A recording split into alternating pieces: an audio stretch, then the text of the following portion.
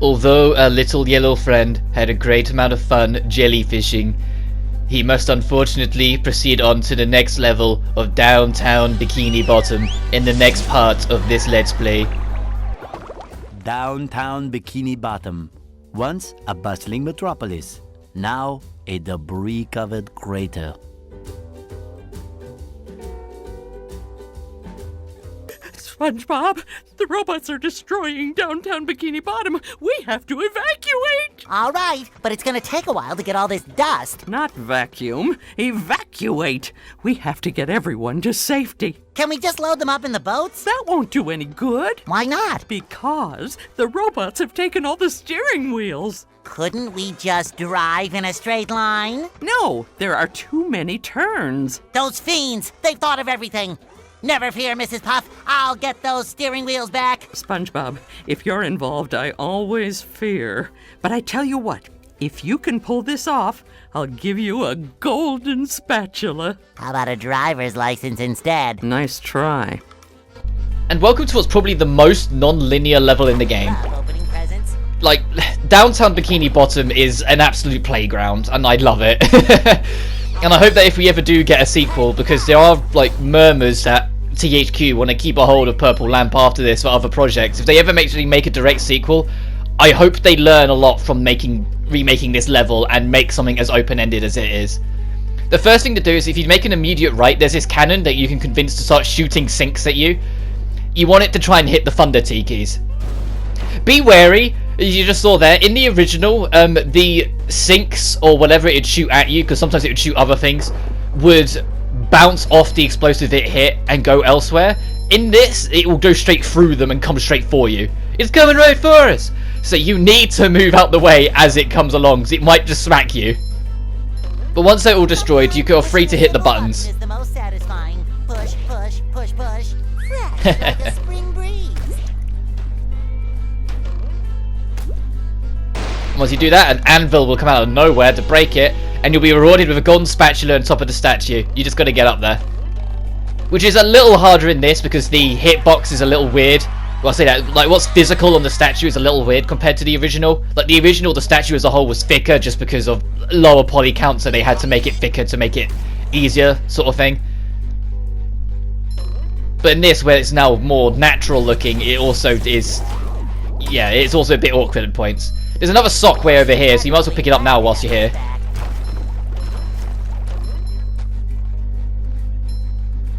And I love Downtown Bikini Bottom's theme. It gets reused during the credits of the game, so this is also the credits track. And it's the same for both the original and this. They didn't make any new music for this game, they just remastered what was already there. But I just think it works perfectly as this kind of level. Like, it feels very SpongeBob, but it also feels like a track you would hear around Bikini Bottom. Like, something that feels very Bikini Bottom-ish. So Downtown Bikini Bottom having this track just is perfect. There's also the introduction to Spongebob, which works very different in this game mechanically compared to the original.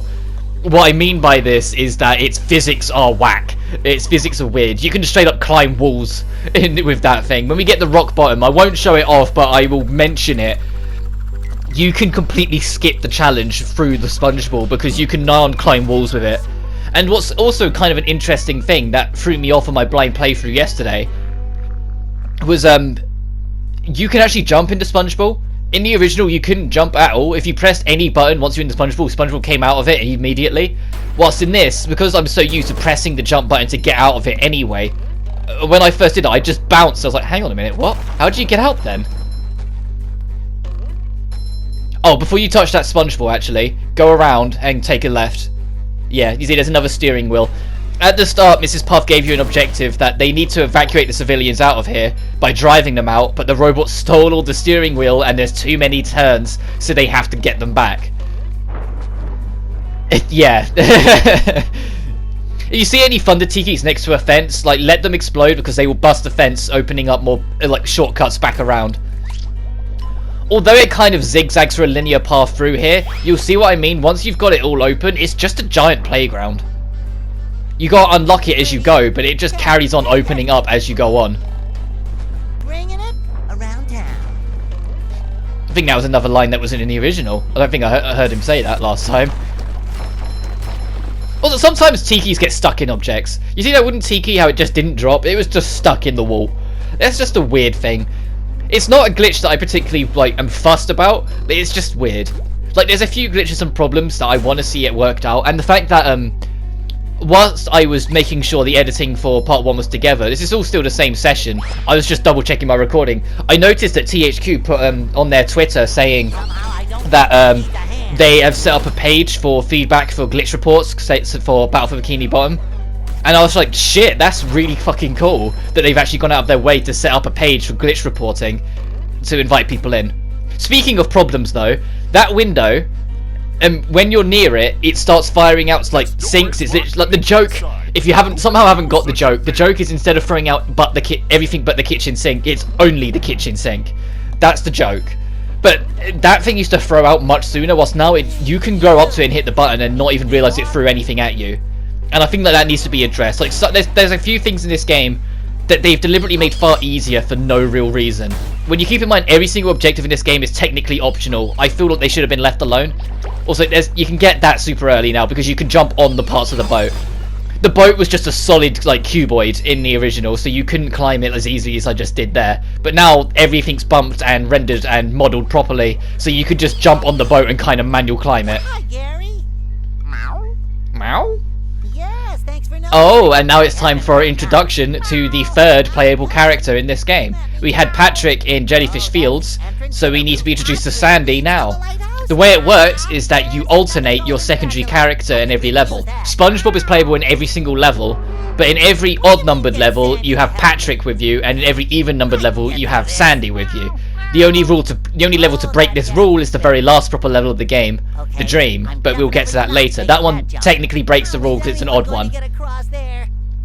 But this is introducing it to you because you need to go across these, like, sidewise and parts of the rooftops. But you can't make those jumps as Spongebob. Whilst you're here, open the box before you go. Saves time. And also while you're here, break some of these Thunder Tikis, just so you can open up a few more paths. There you go. Also, it's not just Thunder Tikis. I nearly just completely avoided this. Break that. When it explodes, it will break the fence as well. So now you can completely circle and navigate the entire map without needing Spongebob or switches. So now we can safely go to Sandy because we're not going to get stuck anywhere. And even saying that, the moment you swap to Sandy, there are several springs that will now launch you higher just in case you didn't break anything and you do get yourself stuck. Like, it's now put in place that you can't. The same as what we just jumped over. There's a G-Love down there, those UFO-looking robots. And it's surrounded by 4 fences because it's not necessary for anything. So there's explosives within it throughout the whole of it just in case you do get stuck down there so you have a way out. Detouring to your right over here though is an extra sock.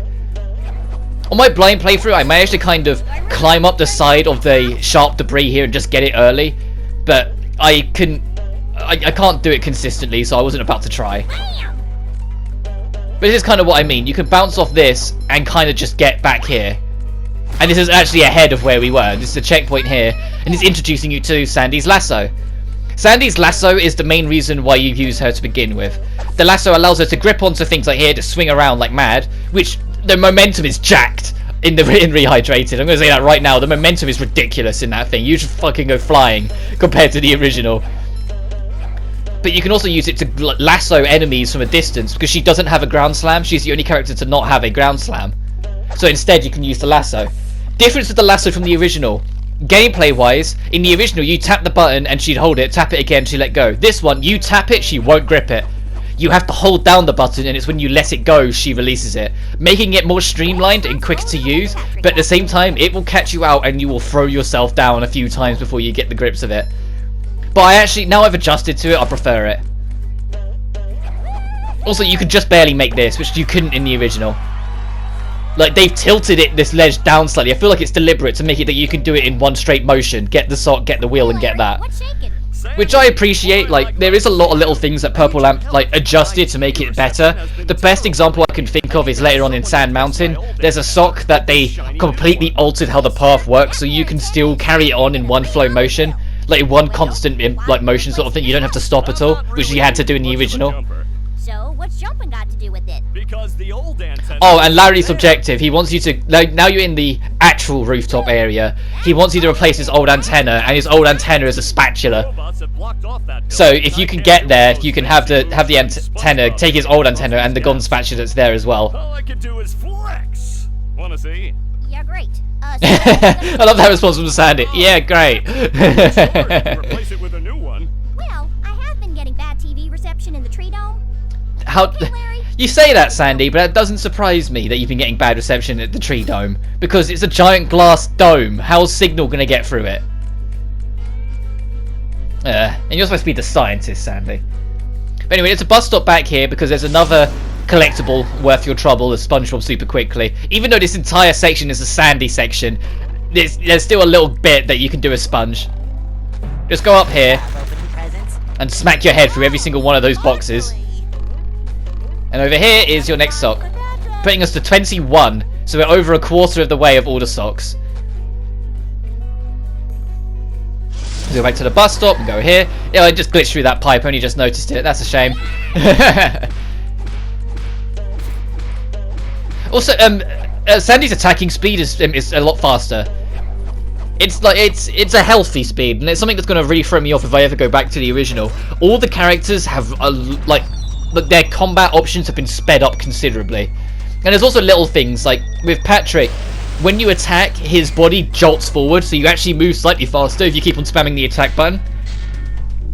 It doesn't do that in the original, and it's going to really throw me off if I ever go back to it.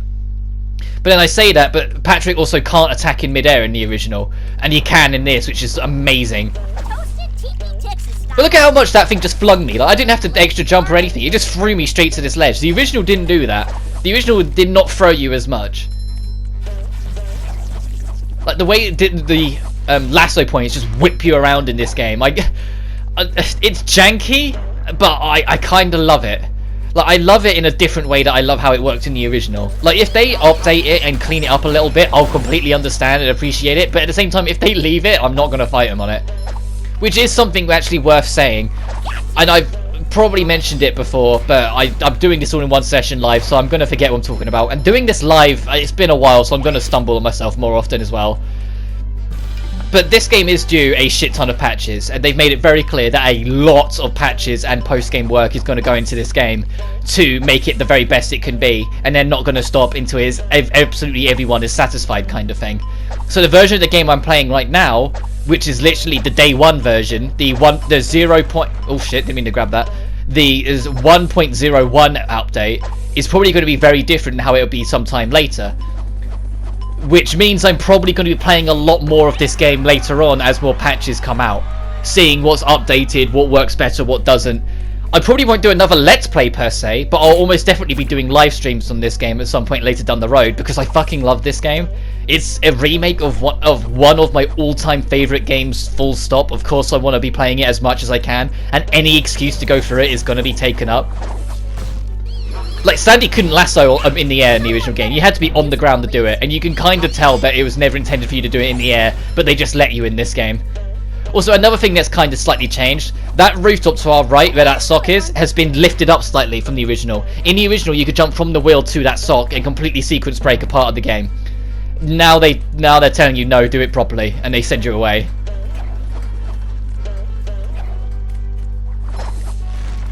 So you have to actually go around. Not that I mind. Look at how much that thing fucking whips you. That's going to be the part where Rob mentions the lasso whipping. We'll get too close to that. Okay, I wasn't that close. I thought I was closer to that explosion than I was. But hitting that switch will lower this spring, so you can bounce it between all of them. Which actually shows off one of the new animations for this game. Characters will actually respond to springs that are launching them to set destinations.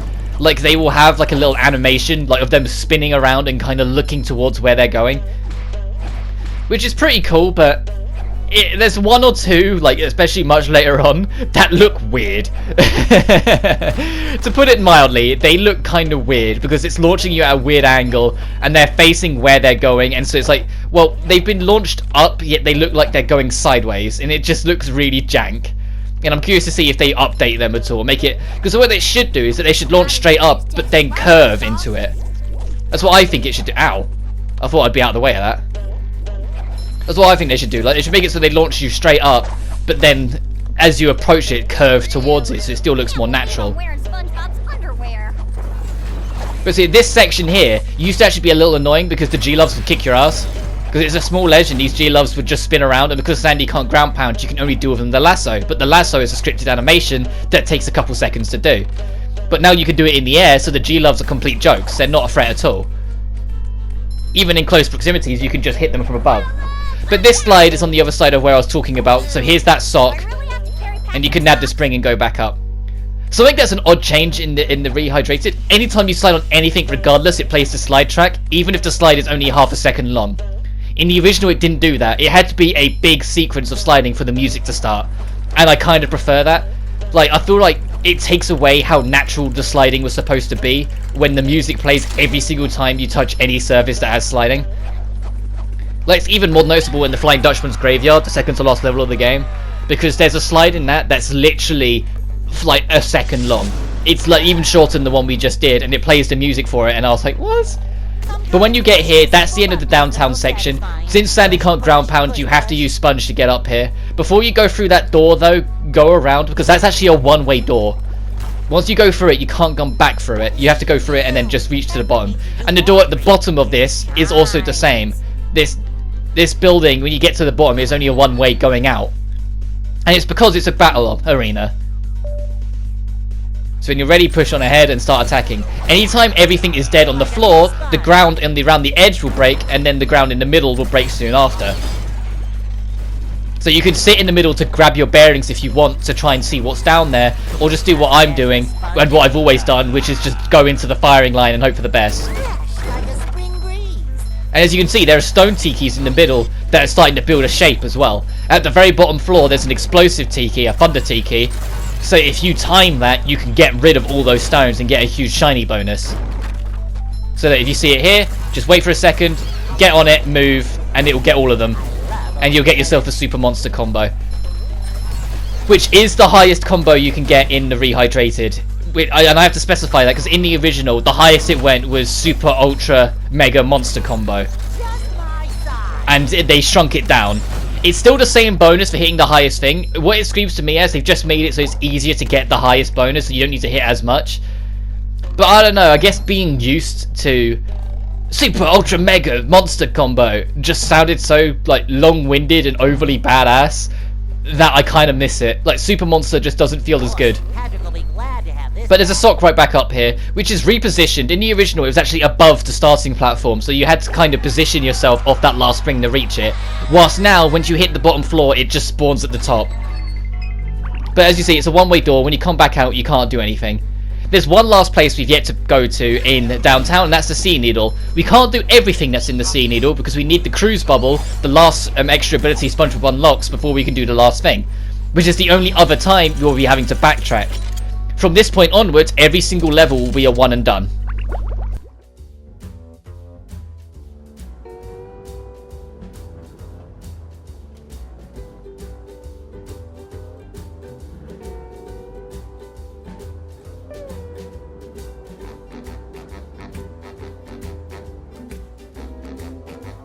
Ah, there you are, boy.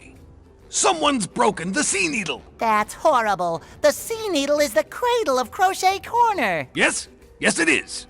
But what's more important is that there are tikis and shiny objects just outside the windows. Mr. Krabs, how can you think of money at a time like this? Easy. I just clear my mind. Money, money, money. Now listen here, boy. You know that I'll give you golden spatulas if you bring me shiny objects. But I'm going to sweeten the deal. If you can break all the tikis here at the Sea Needle, I'll give you a bonus golden spatula. Why would I want to break the tikis, Mr. Krabs? Because they were laughing at you and calling you funny names. What kind of funny names? You know. Spongebob Butt Pants. That's not very funny. No. But they said your mom was ugly. Ugly? All right, Mr. Krabs, break them I shall. You've got a deal.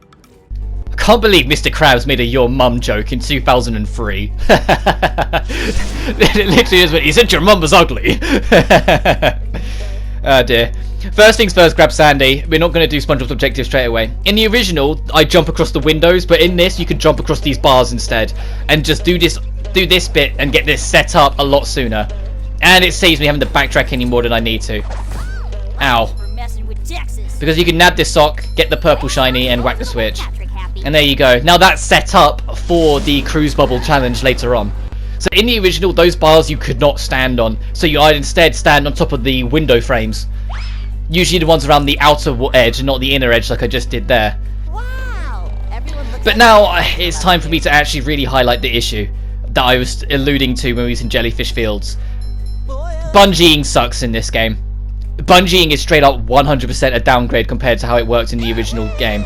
It is rough. It is very stiff, will always fight you, and it feels like it's almost completely out of your control at times. And I really hope that gets heavily addressed over the patches, because it is just bad. The fuck, is it survived down there? If that's just supposed to be a pit. What's it on? Oh, it's like a little pixel of wood. What the hell? Oh, it's not even, it's like just a little bit of the frame. Yeah, take that. I'm nearly dead now because of that. Good thing there's socks, I meant to say. There's underwear there for us to get. Open every door as you go by because they have wheels on them. So it's the last few wheels to get. And what doesn't help is because they're so rough, these explosive like thunder tikis that are around, you're likely to hit them. Not intentionally, obviously, but you're likely to, where you're trying to just hit the floating tiki. Because if you can hit the floating one, anything underneath it will drop. Also, I just hit dive and SpongeBob just carried on going up. Like, the dive button feels worthless in this compared to the original as well. Like, it had a purpose in the original, and it's just like, and also that wooden tiki's floating, and even though it shouldn't be. Like, the bungee is the only part of it that genuinely feels really kind of rough. Also, I think that wooden tiki might have actually just been, like, tied to that floating, but I nudged it off instead of breaking it, so it just didn't go properly. But we got one more. And then we're mostly done with it. That's like this is like the worst of the bungeeing. Any other instance of bungeeing coming ahead, what you're looking for at the end of the bungee cord is literally like straight down from where you are. Like, something that I can really credit, the closest thing to a sequel this game ever got, the movie game, is that when they did bungee based challenges in that, they did it a lot better. They made it so it'd be like targets on a target board, and there'd be obstacles trying to hurt you down it, so you had to navigate and rearrange yourself to hit each of the targets going through. So it was more of an obstacle course with each one. You couldn't just go in, get what you wanted and go. It made bungeeing more experimental, and you had to kind of think outside the box, especially in Planktopolis. Planktopolis fucking kicked your ass if you were overly uncautious. If you just kind of went for it without a real care in the world, it would just destroy you. But that should be all of them, assuming none of them glitched. So you go over here, speak to Mr. K again. Work, boy. Here's the golden spatula, like I promised. Thanks, Mr. Krabs. And that's everything we can do in downtown. Well, other than giving in the wheels to Mrs. Puff, now we've got all of them. So I'll warp to end of the road to get there, because the only thing we can't get is come back with the cruise bubble. Hey, Mrs. Puff. SpongeBob, I'm impressed. Oh, it was a long journey to find them all. But that's a whole of downtown. It's a very short level when you know where to go, but on your first run through it, it'll probably take you the longest to get through because of how open it is. You'll just want to kind of run around and explore and see what you find. It makes it a very fascinating level. SpongeBob, you But don't have a driver's I license. assume this will be a good cut-off point for my recording, so I'm going to assume this is a part. If not, it'll be a bit weird, but bear with me. So I'm going to assume this is going to be the end of my recording, and say, next time on SpongeBob, Battle for Bikini Bottom Rehydrated, we're going to go to Goo Lagoon. But until then, you guys take care now. Now let's get out of here.